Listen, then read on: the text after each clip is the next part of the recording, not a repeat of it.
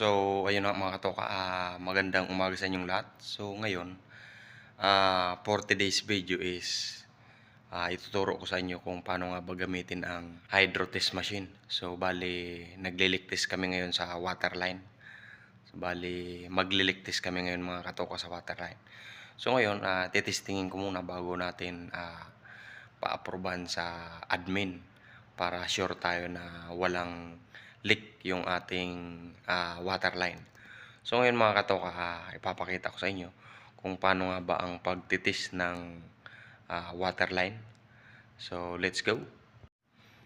So ngayon mga katoka, bali ito yung hydro test machine natin. So bali mano-mano lang to, dibomba lang yan mga katoka. So ngayon mga katoka, ang hinihingi ng mall dito sa McKinley, ang hinihingi ng admin is 150 PSI. So ngayon mga katoka, nagamit tayo ng gauge. So ito yung tinatawag na pressure gauge mga katoka. So bali, trinay ko na yan mga katoka kanina pa. So ngayon, i-demo ko lang sa inyo para may makuha rin kayong tip or idea para sa paggagamit ng hydro test machine. So ngayon mga katoka, so bali, nagamit tayo ng pressure gauge, tapos ball valve. So bali, kahit dito lang mga katoka yung may ball valve. So ngayon mga katoka, nagamit tayo ng flexible hose na 1/2 by 1/2. So bali, yung mga supply natin dito mga katoka sa taas is yung mga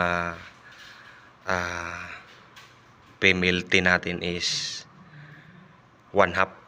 So ngayon, yung mga main line natin mga katoka is 3/4. So ngayon, pag magte-test tayo nito mga katoka, kailangan naka-open lahat ng gate valve natin. Tapos ngayon, pagdating naman dito mga katoka, kailangan meron tayong plug, GI plug yan na 1/2 mga katoka. So kailangan yung mga gate valve naka-open yan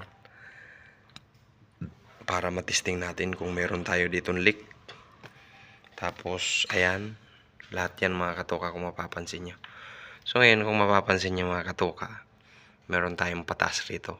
So bali, ang tawag dito is air chamber. Para sa hangin yan mga katoka, para hindi kaagad masira yung mga faucet.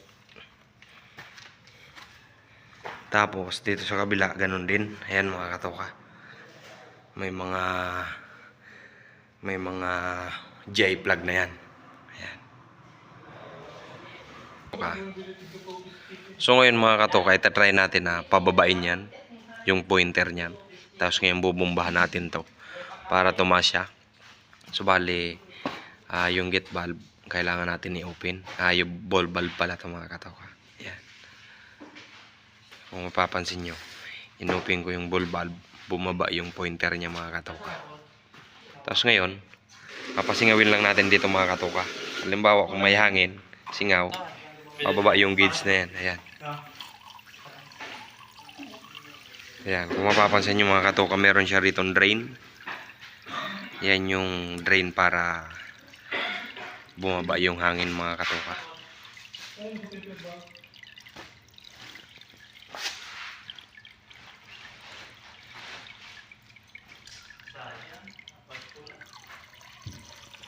Lakasan natin. So ngayon mga katoka, so bali bagsak na yan.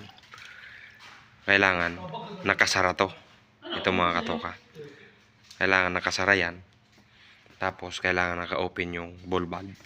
Tapos kailangan natin bombahan yan. Bomba. So ayun mga katoka, so bubumbahan lang natin yan ng bubumbahan.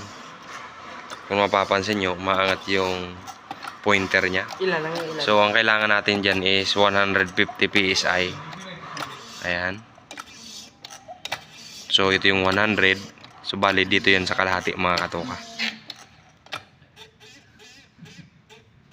Sige pa. Sige pa. Sige pa. Hop.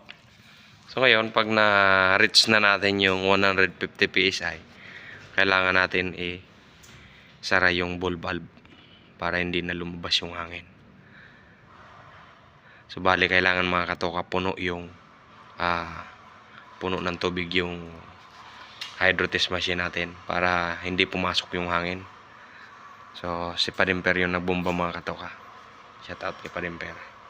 So ngayon mga katoka, babalikan natin yan after 24 hours. So pag walang nagbago dyan is ibig sabihin okay yung ating water line. Tapos ngayon mga katoka, pag bumaba yan, ibig sabihin may leak yung ating water line. So yun lamang mga katoka. Thank you for watching. Please like, share, and subscribe to my channel. Peace out to you.